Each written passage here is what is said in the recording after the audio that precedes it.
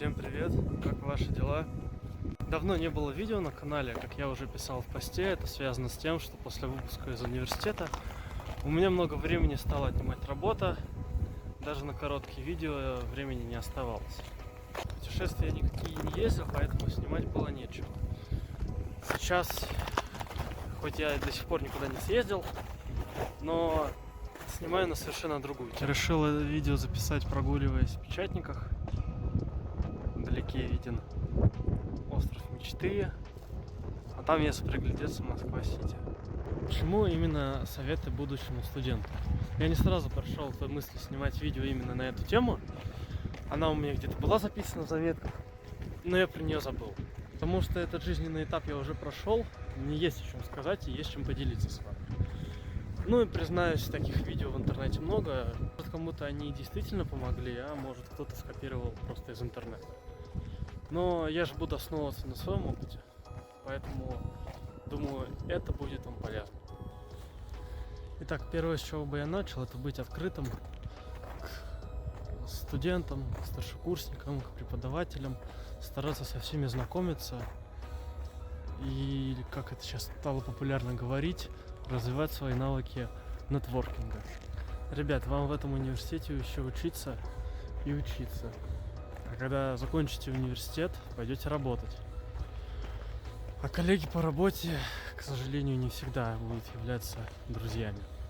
Ну ладно, одно дело сказать, и другое дело рассказать о том, как это делать.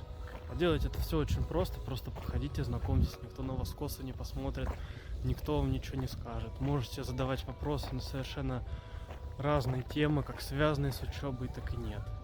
Это касаемо студентов, своего потока, своей группы, старшекурсников. К преподавателям я бы, конечно, сначала не подходил бы с личными вопросами, а просто по учебе. Это уже на более старших курсах, когда они вас запомнят, я думаю, с такими вопросами можно обратиться. Второй мой совет — это не откладывать дела на потом, потому что это касается в первую очередь домашних заданий, практикумов, подготовка к письменным работам. Почему? Да потому что потом может и не наступить. Последний день у тебя внезапно заболит голова, захочется встретиться с друзьями, прогуляться с однокурсницей по парку. В общем, потом вечером готовиться вообще не захочется. А если вы еще живете в общежитии, то накладываются бытовые вопросы. Я добавлю одну очень хорошую фразу, которую я услышал на первом курсе, и она была со мной вплоть до выпуска. Если хочешь сделать хорошо, сделай это сам. И она применима ко всему, не касаясь даже учебы, просто в целом. А если говорить про учебу, то домашку сделать, курсовую написать, с преподавателем договориться, диплом довести и до соседнего корпуса дойти, еду приготовить, все что угодно. В общем, запоминайте, если хотите, лишнего не будет. Эти советы вытекают из второго. Пишите лекции. Наверняка многие преподаватели говорили вам, что на лекции дается лишь определенный процент от всего материала. И не зря говорили, ведь это действительно так. Я не заставляю бежать и дописывать все лекции. Это бессмысленно, и вы только потратите время.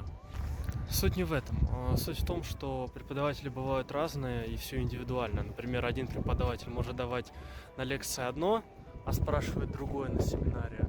А, быть может, спрашивать чисто вот по лекции. Поэтому возможность не всегда будет. Тем более почерк у однокурсника может быть как у врача с 20-летним стажем. И разбирать его, когда тебя вызвал преподаватель, у тебя совершенно времени не будет. Четвертый совет касается тех, кто в дальнейшем хочет связать свою жизнь с наукой, стать кандидатом или доктором наук. Если вам диплом нужен как корочка, можете перематывать там онлайн на 5-й совет. В общем, друзья, пишите научные статьи, научные работы еще в начале учебы, как только поступили. Участвуйте в научных кружках, конференциях. По вопросам написания работы, я думаю, лучше будет обратиться в студсовет, либо непосредственно к преподавателю. На вопрос, зачем так рано, отвечу, тем больше, тем лучше. Будучи на старших курсах, у вас может уже и не быть столько времени, чтобы уделить время вышеуказанным активностям. А если вам просто не хватает научных конференций, можете записаться в студсовет. Там тоже интересно, правда, занимает намного больше времени и сил. Опять же, все зависит от университета. У всех университетов есть свои странички в социальных сетях, поэтому вы можете на них зайти, посмотреть, отслеживать разные конференции, конкурсы, так и посмотреть, как в целом устроена работа студенческого совета. Теперь 5-й совет. Рано или поздно наступит сессия, и вам придется ее все равно сдавать. Поэтому при подготовке к экзамену и зачету я очень советую переписать тот материал, который вы хуже всего знаете. А выписанный материал можно взять с собой сразу на экзамен, либо подготовиться непосредственно перед зачетом или экзаменом. Также можете переписать, помимо того материала, который хуже всего знаете, какие-нибудь базовые понятия, термины, схемы. Это на тот случай, если на сдаче зачета или экзамена может случиться так, что вы вообще ничего не расскажете. Вы хотя бы дадите преподавателю понять, что вы готовились к предмету, а не просто знаете его название. 6-й мой совет. Учитесь искать материал. В большинстве случаев на тестах контрольных, самостоятельных работах и при подготовке к домашним заданиям придется искать самостоятельно ответы на вопросы в интернете, в учебниках, причем не в одном, а нескольких. И от того, как вы найдете качественный материал, будет многое зависеть. Но если совсем уж плохо, просто налейте воды, я думаю, вы понимаете, о чем я. Совет номер 7. Учись отдыхать. Это касается и сна на парах, и просто отдыха после учебы. Пойми, что отдых, он может быть и таким, и таким.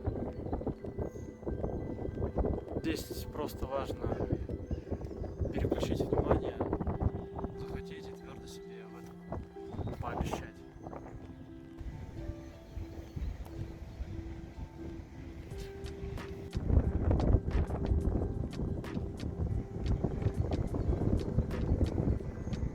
Восьмой совет снова касается учебы. Друзья, скачайте расписание. Это точно не будет лишним, когда за 5 минут до начала пары ты будешь метаться и искать, где же нужный кабинет, где же аудитория. И это, не дай бог, если ты окажешься еще не в том корпусе. 9-й мой совет. Постарайтесь устроиться на какую-нибудь подработку. Понимаю, что это получится не у всех и далеко не сразу. Это лишь моя рекомендация. Вакансий полно, что на Авито, что на Хохору, прочие джоб-ресурсы. Поэтому это может быть как удаленка, так и просто подработка на выходных. И 10-й, заключительный совет, я бы сказал. Занимайтесь спортом, бегайте, ведите активный образ жизни, ходите в зал. Занимайтесь тем, что заставляет наше сердце биться активней и передавать тонус нашим мышцам. Плюс спорт в значительной мере повысит нашу самодисциплину, что непременно, я думаю, скажется положительно на учебе. В любом университете, к тому же, есть свой спортзал, в который можно ходить. А может, если повезет, будет и спортивная секция. Ну, 11-й бонусный совет, скажем, это стараться всесторонне развиваться, читать больше книг, полезных статей в интернете, слушать разные подкасты. Так тебе точно будет о чем рассказать окружающим, и ты 100% не будешь тем самым тихим парнем в группе. На этом у меня все. Подписывайтесь на мой канал. Буду рад услышать ваш фидбэк в комментариях. Я уже замерз. Тут очень сильно дует, как вы заметили. Поэтому, ребята, оставайтесь на связи. Не